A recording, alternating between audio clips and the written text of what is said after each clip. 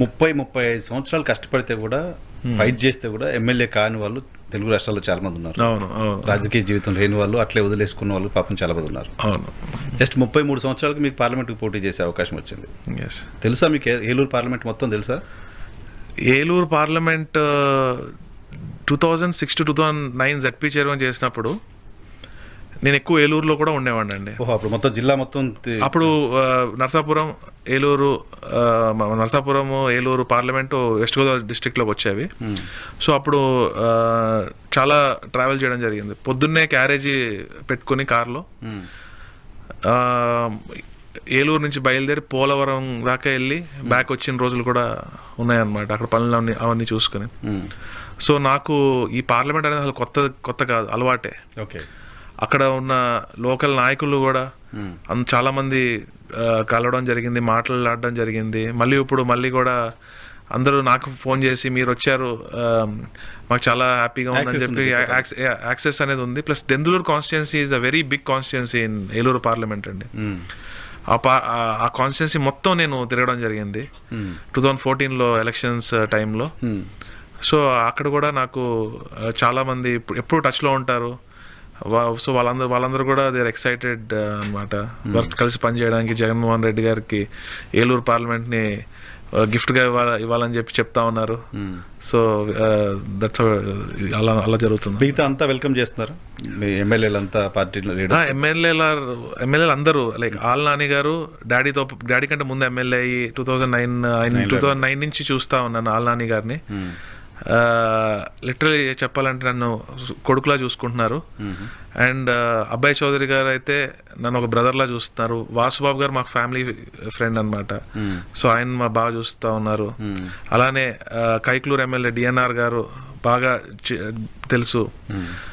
మళ్ళీ అలానే నూజివీడు ఎమ్మెల్యే మేకా ప్రతాప్ అప్పారావు గారు వాళ్ళ అబ్బాయి, వాళ్ళందరూ కూడా చాలా యాక్సెప్టింగ్ గా అందరితో ఫోన్ లో మాట్లాడడం జరిగింది, కొంతమంది కలవడం జరిగింది. జయమంగళం వెంకటరమణ ఎమ్మెల్సీ గారు అయితే డాడీకి 2009 to 2014 కొలీగ్ ఆ టైంలో అసెంబ్లీలో. సో ఆయన కూడా చాలా బాగా ఒక టీం అందరు నన్ను చాలా బాగా యాక్సెప్ట్ చేసి, ప్లస్ ఇంకోటి ఏంటంటే వీళ్ళందరూ కూడా నాకు గురువుల్లాగా, వారి నుంచి నేను సూచనలు సలహాలు తీసుకుని అందరితో కలిసి అందరినీ కలుపుకొని, కార్యకర్తల్ని పార్టీ అభిమానులు అందరినీ కలుపుకొని జగన్మోహన్ రెడ్డి గారికి పార్టీకి మంచి జరిగేలాగా నేను నడుచుకుంటాను. సో ఇప్పుడు మీ స్థానం సిట్టింగ్ వైసీపీ స్థానం, అక్కడ శ్రీధర్ గారు టికెట్ నిరాకరించారు. ఆయన మీతో సపోర్ట్ చేస్తున్నారు? ఆయన నేను రోజు మాట్లాడుకుంటూ ఉంటాం ఫోన్లో. అసలు నా first time 6 months or 8 months back ఆయన నాన్నగారికి ఫస్ట్ ఆయనే చెప్పడం జరిగింది, మీ అబ్బాయి ఉన్నాడు కదండి, ఒకసారి మీ అబ్బాయిని చూడండి అని చెప్పి. అప్పుడు నాన్నగారు వద్దు వాడి పాలిటిక్స్ అంటే బ్యాక్ ఎండ్లో చేస్తాడు కానీ ఫ్రంట్ రాడు అని చెప్పడం జరిగింది. బట్ శ్రీధర్ అన్న రోజు మాట్లాడుకుంటున్నాము. ఆయన నాకు అన్ని సూచనలు ఇస్తున్నారు. 21st నుంచి ఆయన నాతో పాటు ఉండి పార్టీ యాక్టివిటీస్ అన్నిటిలో కలిసి పాల్గొనడం జరుగుతుంది. సో దెర్ ఇస్ నో అస్సలు ఎవరికి అసంతృప్తులు అస్సలు. I think I'm the luckiest person. అస్సలు zero. we are all working together, we are all very happy, and I'll make sure నా వల్ల ఎవరికి ఏ ఇబ్బంది రాకూడదని నేను కూడా అందరితో చక్కగా ఏదున్నా కూడా చక్కగా మాట్లాడుకుని చక్కగా ప్లాన్ చేసుకుందాం అని చెప్పి I'm with a very positive mind set. So schemes ప్రధానమైన ఎజెండా, స్కీమ్స్ ప్రధానమైన ఎజెండా. ఎస్.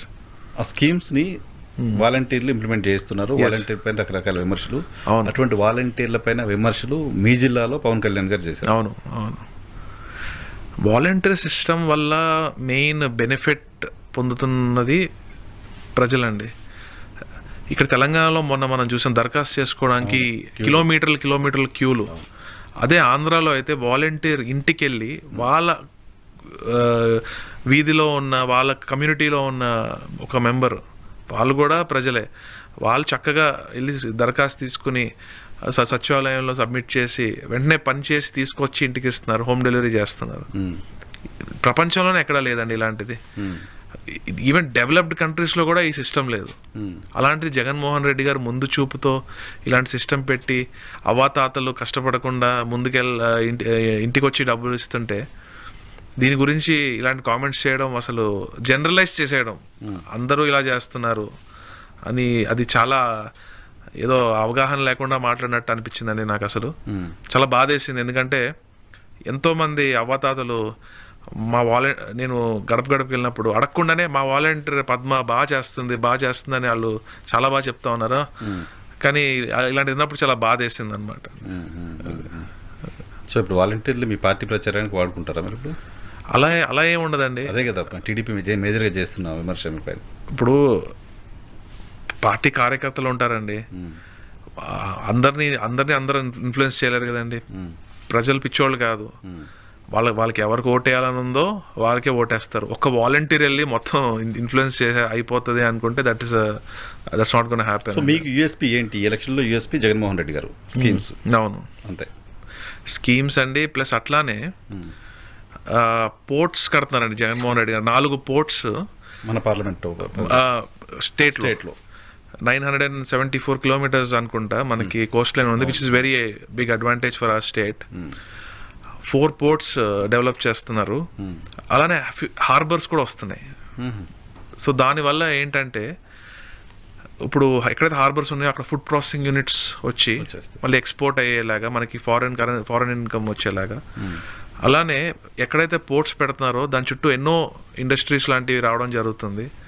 అండ్ స్టేట్కి చాలా జాబ్ ఆపర్చునిటీస్ రావడం జరుగుతుంది. అది జగన్మోహన్ రెడ్డి చాలా ముందు ఈ డెవలప్మెంట్ అంటే ఇదండి. అది ఒకటేసారి కనపడదు అది మనకి.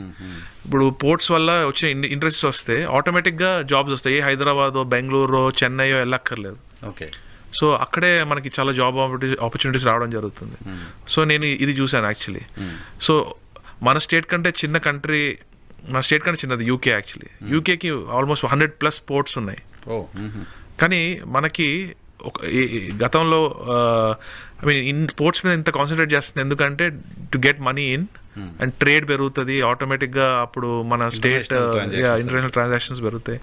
అప్పుడు will be in a better position compare to any other state అనమాట. ఇండస్ట్రీ అండి, అబ్సల్యూట్లీ. బికాజ్ చాలా మ్యాన్ పవర్ కావాలి, చాలా ఫారెన్ ఇన్కమ్ వస్తుంది దానివల్ల. సో ఇవన్నీ చూస్తున్నప్పుడు నేను యాజ్ అ బిజినెస్ స్టూడెంట్ నేను ఇవన్నీ అబ్జర్వ్ చేయడం జరిగింది అనమాట. సో జగన్మోహన్ రెడ్డి గారు is doing a tremendous job by constructing ports and harbours. And అది తొందరగా పూర్తయితే ఆ డిఫరెన్స్ అని డెవలప్మెంట్ అప్పుడు కనపడుతుంది. ఏదో ఒక 4 బిల్డింగ్లు కట్టేసి అది చూపించి ఇదే డెవలప్మెంట్ అంటే అది that's not the right development. ఎందుకంటే ఇప్పుడు ఎక్కడో హైదరాబాద్లో ఇంత హైటెక్ సిటీ ఇవన్నీ ఉన్నాయి, ఎక్కడో జహీరాబాద్లో ఉన్న వాళ్ళకి it doesn't make any difference. But అన్ని చోట్ల డెవలప్ అన్ని స్టేట్ అంతా డెవలప్ అవ్వాలి, అన్ని సిటీస్ అన్ని టౌన్స్ డెవలప్ అవ్వాలంటే సో ఇలాంటి వాటి వల్లే అప్పుడు డెవలప్మెంట్ అనేది బాగా జరుగుతుంది అనమాట. అదే.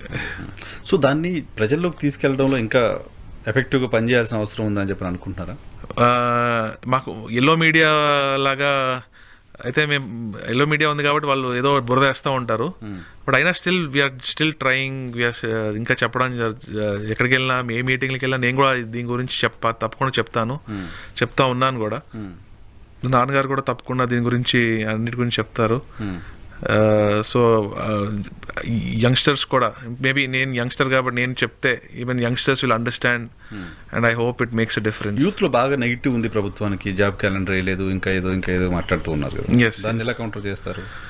యూత్ కూడా ఇప్పుడు కంపెనీస్ రావట్లేదు, పారిపోతున్నాయి, అది ఇది అని అంటా ఉన్నారు. దావోస్ కూడా వెళ్ళలేదు, ఇంటర్నేషనల్ దావోస్కి మన ఇండియాలో ఉన్న అన్ని చీఫ్ మినిస్టర్స్లో జస్ట్ 3 వెళ్ళారండి. అంటే మరి మిగతా అందరూ మరి అంటే ఇంకేదో చెప్తా ఉంటారు, మనం అవన్నీ పట్టించుకోకర్లేదు. బట్ ఏంటంటే ఇండస్ట్రీస్ రావట్లేదు, జగన్మోహన్ రెడ్డి గారి పరిపాలన వల్ల ఇండస్ట్రీస్ రావట్లేదు అని చెప్పడం జరుగుతూ ఉంది. బట్ నీతి ఆయోగ్ ప్రకటిస్తున్న ప్రతి డాక్యుమెంట్లో మన స్టేట్ ఇంప్రూవ్ అవుతా వచ్చింది. ఈజ్ ఆఫ్ డూయింగ్ బిజినెస్లో we're in a very good position. మా ఇండస్ట్రీ మొన్నే సెంచరీ ప్లై కానివ్వండి, జిఎస్డబ్ల్యూ ఇది కానివ్వండి, యోకోహామా కానివ్వండి, శ్రీ సిటీలో ఎన్నో యూనిట్స్ ఓపెన్ అయినాయి, డైకిన్ యూనిట్స్ అన్నీ ఓపెన్ అయినాయి. మళ్ళీ ఎన్నో అదర్ ఆన్సిలరీ లులు పోయిందన్న లులు కూడా ఓపెన్ చేసినట్టున్నారు కదా. లూలు పోయిందండి. లూలు అనేది ఒక ప్రైవేట్ కంపెనీ, బట్ ఇన్ఆర్బిట్ వచ్చింది, which is even more famous then, I mean I don't know if it's famous are not, but it's equally famous. Inorbit mall Vizag ఇప్పుడు రావడం జరుగుతుంది అనమాట. అది సో పవన్ కళ్యాణ్ గారు, చంద్రబాబు నాయుడు గారు కలిసి అవును క్యాంపెయిన్ చేయబోతున్నారు, Yes. రాబోతున్నారు. Yes, జనసేన టీడీపీ అలయన్స్ వైసీపీకి ఏమి ఇబ్బంది కలిగించదా? నాకు తెలిసి అయితే ఎటువంటి ఇబ్బంది ఉండదు. ఎందుకంటే వైఎస్ఆర్ కాంగ్రెస్ పార్టీ ఇంత స్ట్రాంగ్గా ఉంది కాబట్టే జనసేన, టీడీపీ, ఇంకా మీకు తెలుసు బ్యాక్ ఎండ్లో అన్ని పార్టీస్ ఒకటి అవుతున్నాయి. ఎందుకంటే మేము ఇంత YSR Congress party very strong position కాబట్టి వాళ్ళందరూ కలవడం జరుగుతుంది. మేమైతే భయపడేది లేదు. ఎందుకంటే ప్రజలకు చేసిన మంచి, ప్రజలకు చేసిన పథకాలు కానివ్వండి, వాళ్ళ ఫ్యామిలీస్లో డిఫరెన్స్ నాకు తెలిసి ఈ ప్రపంచంలో ఏ ముఖ్యమంత్రి గారు కానివ్వండి, ప్రధానమంత్రి గారు కానివ్వండి, మీ ఫ్యామిలీలో మంచి జరిగితేనే మాకు ఓటేయండి అని చెప్పి ఆ మాట అన్న సీఎం కానీ పిఎం కానీ ఎవరు ఉండరు. అది ఓన్లీ జగన్మోహన్ రెడ్డి గారే. అంత ధైర్యంగా ఆయన చెప్తున్నారంటే అర్థం చేసుకోవాలి ప్రజలకి ఎంత మంచి జరిగిందో ఈ 4.5